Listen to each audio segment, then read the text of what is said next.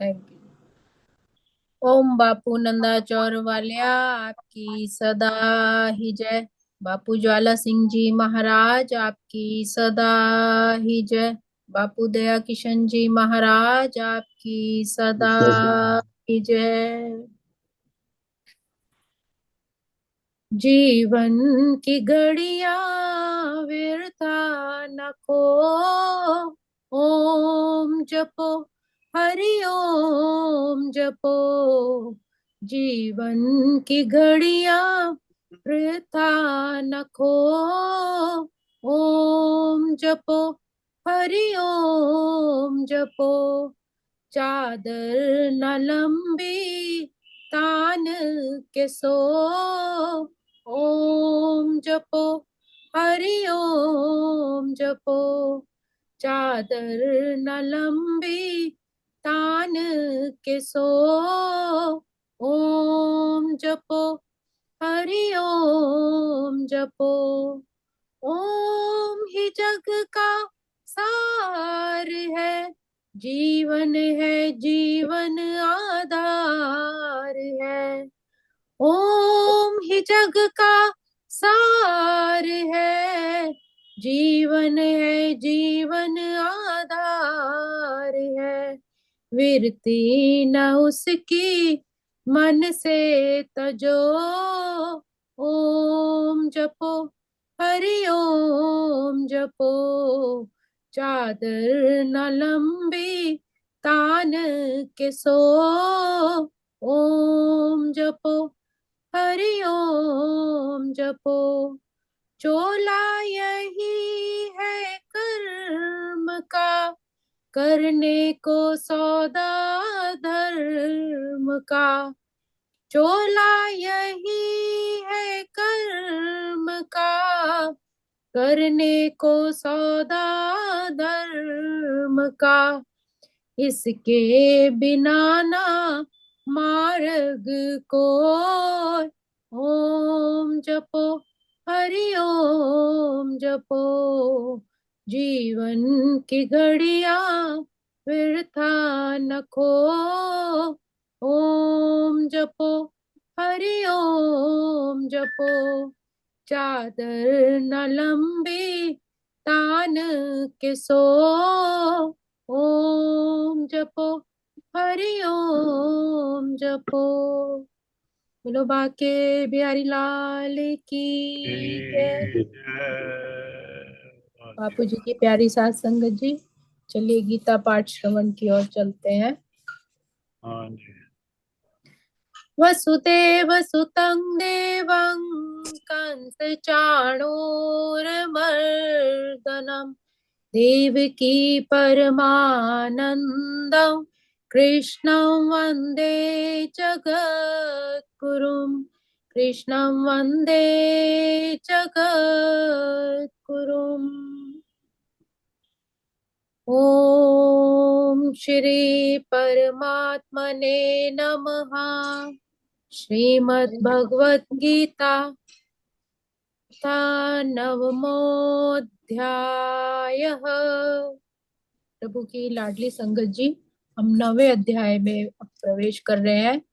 हमने कल इसका प्रारंभ किया था श्लोक 1 से। आज श्लोक 2 का चिंतन करते हैं। पिछले श्लोक में भगवान ने अपने मुखारविंद से क्या बताया। श्री भगवान ने कहा कि हे अर्जुन, चूंकि तुम मुझसे कभी ईर्ष्या नहीं करते, तुम्हारे हृदय में किसी के लिए भी द्वेष भावना नहीं है, इसलिए मैं तुम्हें यह परम गूढ़ ज्ञान तथा अनुभूति बतलाऊंगा, जिसे जानकर तुम संसार के सारे क्लेशों से मुक्त हो जाओगे। अर्थात तुम्हें इसको जानने के बाद कुछ भी जानना शेष नहीं रहेगा। क्योंकि भगवान कहते हैं जिसके हृदय में प्रेम है, मेरे लिए वैराग्य है, उसी को ही यह ज्ञान दिया जा सकता है। जिसके मन में ईर्ष्या द्वेष द्वैतता है, उसे ज्ञान की अनुभूति कभी हो ही नहीं सकती। वो इस गूढ़ ज्ञान को समझ ही नहीं सकता। इसलिए जब भी गुरु का आदेश आज्ञा का पालन हो तो मन एकदम निश्चल साफ और पतित पावन होना चाहिए, तभी हमें गुरु ज्ञान ग्रहण कर पाते हैं। अगला श्लोक। राज विद्या राजगुह्यं पवित्रमिदमुत्तमम् प्रत्यक्षावगमन् धर्म्यं सुसुखं कर्तुमव्ययम्। भगवान अपने मुखारविंद से क्या कह रहे हैं कि हे अर्जुन, यह ज्ञान सब विद्याओं का राजा है। जो इस अध्याय में बताया गया है परम गूढ़ ज्ञान, ये सभी विद्याओं का राजा है, जो समस्त रहस्यों में सर्वाधिक गोपनीय है। यह परम शुद्ध है, और चूंकि यह आत्मा की प्रत्यक्ष अनुभूति कराने वाला है, इसलिए यही धर्म का सिद्धांत है। यह अविनाशी है और अत्यंत सुखपूर्वक संपन्न किया जाता है। अर्थात विद्याओं और गोपनीयता में सर्वप्रथम जो सर्वोपरि है, अर्थात राजा रूपी यह ज्ञान उत्तम है, पवित्र है और अपनाने में अति सरल एवं शाश्वत है। शाश्वत जिसका कभी विनाश नहीं होता, ये ऐसा ज्ञान है।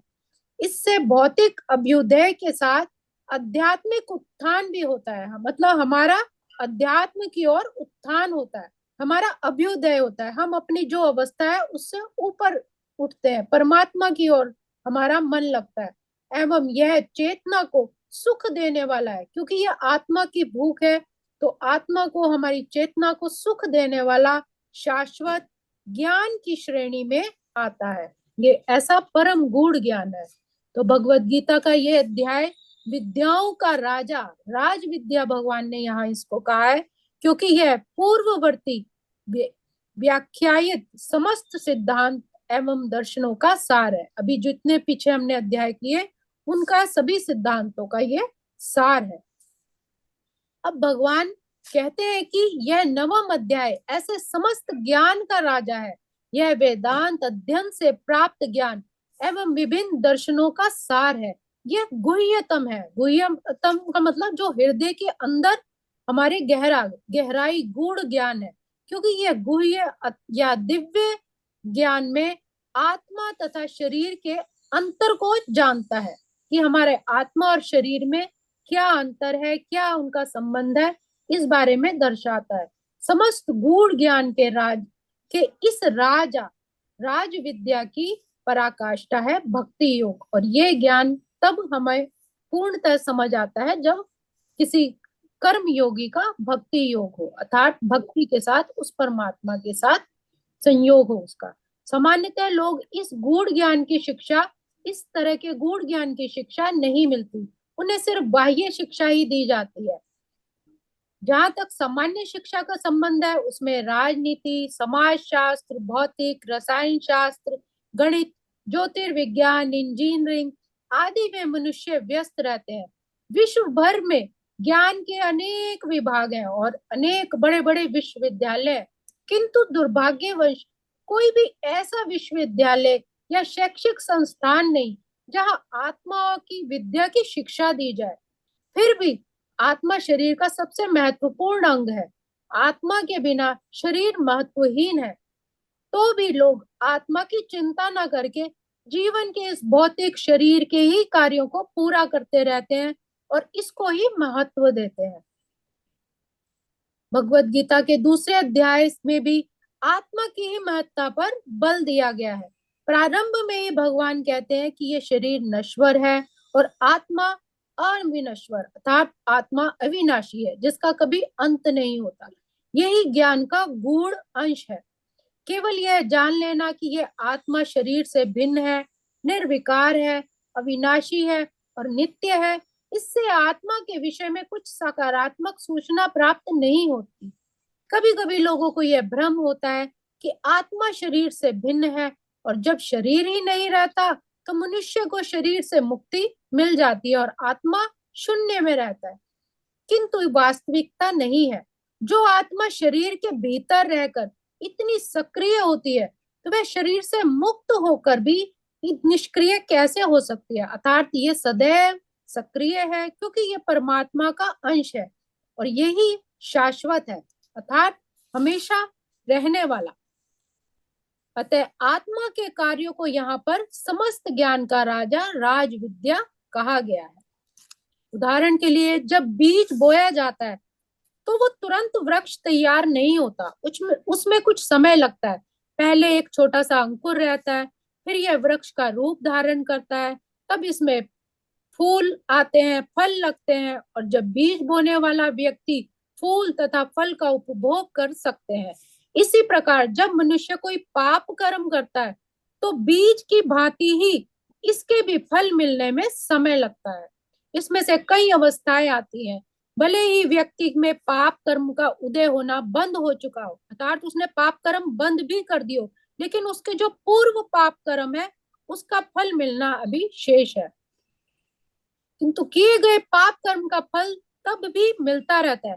कुछ पाप तब भी बीज के रूप में बचे रहते हैं और कुछ फलीभूत हो चुके हैं, जिन्हें हम दुख या वेदना के रूप में अनुभव करते हैं। कहने का भाव है कि बहुत पहले कोई पाप कर्म किया, लेकिन बाद में वो पुण्य के रास्ते पे चलने लग गया, और जब पुण्य के रास्ते पे चला तो अचानक कोई ऐसे शारीरिक पीड़ा हो गई, कोई दुख आ गया, कोई वेदना आ गई, तो उसे लगता है कि भगवान मैंने तो कुछ ऐसा बुरा कार्य किया ही नहीं, फिर मैं क्यों ऐसा कष्ट भोग रहा हूँ? क्योंकि इसके ये पूर्व के पाप कर्म है जो आज फलीभूत हो रहे हैं। तो जो लोग भक्ति भाव में रत हैं, उनके सारे पाप कर्म चाहे फलीभूत हो भी जाएं या सामान्य या बीज रूप में हो, क्रमशः नष्ट होते जाते हैं, क्योंकि भगवान की भक्ति ही शुद्ध भक्ति है। भगवान की शुद्धि, भगवान की भक्ति शुद्ध कारणी है, अर्थात वह शक्ति इतनी प्रबल है, पवित्र है कि वो हमें शुद्ध कर देती है। अर्थात हमने कितने ही पाप कर्म क्यों ना करे हो, परमात्मा का नाम लेने से, उसकी भक्ति में सदा लगे रहने से हमारे पाप धीरे धीरे नष्ट हो जाते हैं। अर्थात हमें समझ में आ जाता है कि किसी इसमें भी कुछ ना कुछ भलाई होगी, हमारे उसके लिए ज्यादा दुख फिर नहीं झेलना पड़ता। तो जो व्यक्ति कृष्ण के पवित्र नाम का जाप करता है, हरि कीर्तन करता है, निरंतर अपनी जीवा पर उसका सिमरन करता रहता है, उसे ही दिव्य आनंद की अनुभूति होती है। यदि कोई श्रवण करने में ही नहीं, और यही नहीं, यदि कोई श्रवण करने में ही नहीं अपितु भक्ति कार्यों के संदेश को प्रचारित भी करता है और प्रचार कार्यों में भी सहायता करता है, तब भी उसकी आध्यात्मिक उन्नति होती है। आध्यात्मिक जीवन की यह प्रगति किसी पूर्व शिक्षा या योग्यता पर निर्भर नहीं करती। यह विधि अर्थात अध्यात्म की उन्नति करना ही स्वयं इतनी शुद्ध है कि इसमें लगे रहने से मनुष्य का हृदय भी शुद्ध बन जाता है। अर्थात चाहे कोई पढ़ा लिखा, चाहे कितनी ही बड़ा गूढ़ ज्ञानी हो या बिल्कुल ना पढ़ा लिखा हो, अगर वो अध्यात्म का श्रवण करता है, परमात्मा के नाम का सिमरन करता है, सत्संग में जाता है, तब भी उसकी अध्यात्म उन्नति होनी शुरू हो जाती है। और जब ऐसे संत लोगों की वो सत्संग में जाता है तो धीरे धीरे फिर उसका मन भी शुद्ध होने लगता है, उसकी बुद्धि भी शुद्ध होती है। इसीलिए हमें ऐसे लोगों की संगति करनी चाहिए, सत्संग करना चाहिए, जिससे हमारे मन बुद्धि शुद्ध बन सके। इसमें आपने ना सक्रिय का कुछ मीनिंग बताएंगे आप? थोड़ा सा सक्रिय वर्ड जो यूज किया है उसका मीनिंग क्या होगा? सक्रिय मतलब एक्टिव, एक्टिव रहना। हमारी जैसे कहा जाता है, इसमें भगवत गीता के श्लोकों में भी आया है कि जो हमारा ये शरीर है, ये तीन इसके श्रेणियां, मतलब तीन प्रकार का होता है। स्थूल जो अभी पंच तत्वों में विलीन हो जाता है, जो जल जाता है, उसके बाद जो जाता है वो कारण और सूक्ष्म शरीर होता है, जिसका फिर आगे उसके कर्मों के हिसाब से आगे उसकी यात्रा होती है। तो जो स्थूल शरीर मिला है वो तो यही, तो जो कारण और सूक्ष्म शरीर गए उसी को ही सक्रिय बताया गया। सक्रिय और शाश्वत है आत्मा, और वो आत्मा तो सबके अंदर, मतलब शरीर जल गया लेकिन फिर वो अगला कोई ना कोई जो चोला धारण करेगा वो उसके अंदर प्रवेश हो जाएगा। जैसे दूसरे अध्याय में नैनम छिदन्ति प्राणी की आत्मा अवर है, ना वो किसी चीज से कट सकती है, ना जल सकती है, ना पानी सुखा सकता है, पानी से गीली नहीं हो सकती, हवा उसे सुखा नहीं सकता। तो आत्मा ऐसी शाश्वत है जिसको यहाँ पर सक्रिय कहा गया। निष्क्रिय मतलब उसमें कोई एक्टिविटी नहीं, सक्रिय मतलब एक्टिवेट, किसी चीज कोई एक्टिव होना उसका। ठीक, थैंक तो आज के श्लोक को हम यही विराम देंगे। ओम श्री कृष्णार्पणमस्तु। हरे नमः, हरे नमः, हरे नमः। ये जो गीता के श्लोक हैं ये प्रभु के मुखारविंद से निकले हैं, तो इसका हमें श्रवण करना क्यों जरूरी है, थोड़ा सा इस पे चर्चा करते हैं। ये थोड़ा सा हम अगर अपने इतिहास की तरफ जाएं, 5,500 साल पहले आप कल्पना कीजिए कि जब बहुत बड़ा एक राजभवन था जिसमें सब बड़े बड़े राजा महाराजा शक्तिशाली बैठे थे, भीष्म पितामह द्रोणाचार्य सभी बैठे हैं राजमहल में, और वहां क्या चल रहा है, मदिरा चल रही है, जुआ खेला जा रहा है। और जो उस इतने बड़े राजघराने की जो बहू थी उसको बालों से घसीटते हुए लाया गया राज दरबार में। जब वो रजस्वला थी उसको घसीटते हुए लाया गया और उसका वस्त्र हरण करने की कोशिश की गई। मतलब पाप और का कोई अंत नहीं है। उस वक्त भी कितना पाप था, अधर्म था। उसको बालों से खींचते हुए लाए और उसको निर्वस्त्र करने की कोशिश की। और उसने फिर सबको पुकारा, भीष्म पितामह के पास, द्रोणाचार्य के पास, अपने पति के पास, सबसे उसने विनती की, लेकिन किसी ने नहीं सुनी। अधर्म का इतना बोलबाला हो गया। और आखिर में फिर क्या किया, हे कृष्ण अब आप ही मेरी लाज बचाइए। और परमात्मा ने, भगवान कृष्ण ने फिर वस्त्र अवतारण लिया, वस्त्र के रूप में उसकी लाज बचाई। और पांडवों को भी कितने मारने का प्रयास किया गया दुर्योधन ने। परमात्मा के दिव्य स्वरूप को दुर्योधन नहीं जान सका, शकुनी नहीं जान सका, तो उनको भी मारने का हर बार प्रयास किया गया। और जब ऐसी स्थिति आ गई युद्ध की कि अब तो अपने हक के लिए, अधिकार के लिए युद्ध आवश्यक हो गया, तो फिर अर्जुन ने जब कृष्ण का अपना सारथी बनाया, क्योंकि परमात्मा जानते थे कि यही धर्म है और इन्हीं के द्वारा ही धर्म की स्थापना हो सकती है, जब उन्होंने अर्जुन का साथ दिया। लेकिन अर्जुन के मन में जो मोह था कि ये तो मेरे पितामह है, मेरे रिश्तेदार, मेरे भाई, इनके ऊपर मैं कैसे, अपने गुरु जिनसे मैंने शिक्षा प्राप्त करी, सर्वश्रेष्ठ धनुर्धर का जहां से मुझे वरदान मिला, मैं इन्हीं को ही मारूं। तब भगवान कृष्ण के मुखारविंद से ये गीता की उत्पत्ति हुई। कहने का यही भाव है कि हम भी कितनी बारी, दिन प्रतिदिन हमें भी हमारे भी सामने कितनी उलझने, कितने मानसिक द्वंद आ जाते हैं, धर्म संकट आ जाता है कि हमें ये करना चाहिए, ये करना नहीं चाहिए, कैसे करें, क्या करें। तो उस वक्त हम भी फिर पहले अपने आसपास वाले लोगों से मदद मांगते हैं, फिर बाद में कहाँ जाते हैं, बापूजी की शरण में, कि अब आप ही बताओ, हमें कोई रास्ता दिखाओ। क्योंकि परमात्मा का हम शुक्रिया अदा करते हैं कि परमात्मा के जो गुरु स्वरूप है, हमें परमात्मा स्वयं मिले हुए, फिर वो हमें रास्ता दिखाते हैं। तो इसलिए गीता ज्ञान जो है, पढ़ने से, मन में लाने से, उसको अपने धारण करने से हमें बहुत सारी चीजों का पता चलता है। धीरे धीरे हम सीखते हैं और हमारे मन में सुबह उठ के जो भी द्वंद्व चलते हैं, तो वहां हम परमात्मा के नाम से हम उसको शांत कर सकते हैं। जितने भी द्वंद्व होते हैं, पहले तो उठना ही, नाम सिमरन करना, असली लड़ाई तो हमारे अंदर है। तो यहाँ जो नाम है परमात्मा का, वही नाम ही परमात्मा है जो हमें उस युद्ध में लड़ना सिखाता है। इसीलिए भगवान कृष्ण ने भी अर्जुन को कहा था कि तू संत नहीं बनेगा, तू युद्ध कर, ये युद्ध भी मैं ही हूँ, यही धर्म का पालन है। तो हमें भी हर श्लोक को समझने का प्रयास करना है, अपने गुरुओं की वाणी का आदर करना है, उनके बताए हुए मार्ग पर चलना है। बोलो बाके बिहारी लाल की जय। जय। वाह जी वाह। मन की गति संभालिए, ईश्वर की ओर डालिए। मन की गति संभालिए, ईश्वर की ओर डालिए। कर उसके हवाले जीवन की डोर। ओम जपो, हरि ओम जपो। कर उसके हवाले जीवन की डोर। ओम जपो, हरि ओम जपो, जीवन की घड़ियां व्यर्था न को। ओम जपो, हरि ओम जपो, चादर न लंबी तान के सो।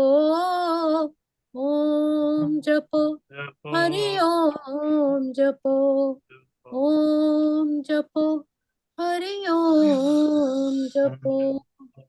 बोलो मेरे सतगुरु महाराज की जय। बहुत सुंदर अंकल जय बापू जी। जय बाबा। जय बापू जी। ये तो जय भगीरथी बापू दीदी, जय बापू दी। देखो भगीरथी है भाई, ये तो बड़ी प्यारी बच्ची है। तो Bhagirathi, are you ready to sing? हाँ जी। चलो ठीक है, फिर आपसे सुन ले। थैंक यू संगीता, आपने बहुत सुंदर संगीता गान